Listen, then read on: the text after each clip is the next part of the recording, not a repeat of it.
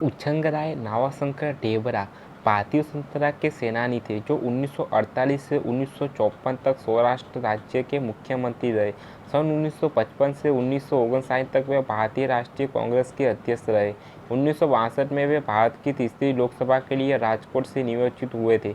सौराष्ट्र क्षेत्र में कुटीर उद्योगों को आगे बढ़ाने का श्रेय ढेबर भाई को ही जाता है। वे अच्छे विचारक थे। गांधीवादी दृष्टिकोण के संबंध में उन्होंने हिंदी, गुजराती और अंग्रेजी भाषा में अनेक रचनाएं भी की है। उच्छंगराय नावाशंकर ढेबरा का जन्म 31 सितंबर 1905 को जामनगर के निकट एक झोपड़ी में हुआ था। यह नागर परिवार अत्यंत गरीब था, फिर भी ढेबर ने राजकोट और मुंबई में अपनी शिक्षा पूरी की और 1928 में वकालत करने लगे। अपने पेशे में उन्होंने सिद्धि प्रसिद्धि प्राप्त कर ली, किंतु गांधी जी के प्रभाव में आकर उन्होंने 1936 में वकालत छोड़ दी और देश सेवा में काम में लग गए।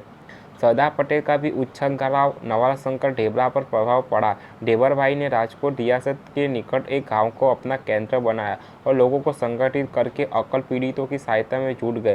तभी उन्होंने राजकोट में मजदूरों का संगठन बनाया और 8 वर्ष से निष्पक्ष काठियावाड़ के राजनीतिक सम्मेलन में जान डाली।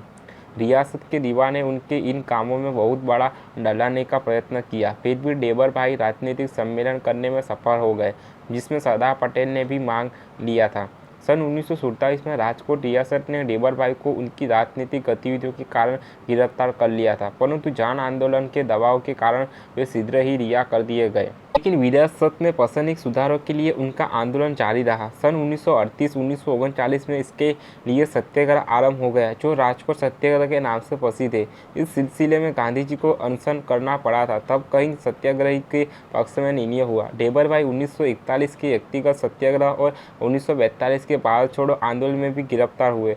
स्वतंत्रता के बाद काठियावाड़ की रियासत को भारतीय संघ में मिलाने में उनकी भूमिका बड़ी महत्वपूर्ण थी। 1948 में यह की रियासत की सौराष्ट्र नाम से एक राजनीतिक इकाई बनी।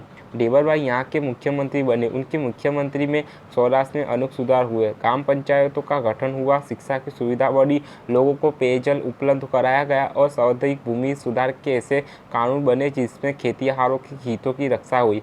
खादी और गन्नों को भी बहुत प्रोत्साहन मिला। उच्छंगराय नावाशंकर ढेबर कांग्रेस के वरिष्ठ नेताओं में से थे। 1955 में वह भारतीय राष्ट्रीय कांग्रेस के अध्यक्ष चुने गए और 1959 तक इस पद पर रहे। 1964 में उन्हें परिगणित जातीय क्षेत्र कमीशन का अध्यक्ष बना दिया गया। 1962 में वह लोकसभा के सदस्य चुने गए। 1962 से 1964 तक वे भारतीय आदिम जाति संघ के अध्यक्ष रहे। 1963 में उन्होंने खादी कमोद कमीशन के अध्यक्ष का पद भी संभाला। गुजरात की अनेक शिक्षा संस्थानों जैसे राष्ट्रीय शाला, लोक भारती आदि से भी जुड़े रहे। सौराष्ट्र क्षेत्र में कुटीर उद्योग को आगे बढ़ाने का श्रेय ढेबर भाई को ही जाता है।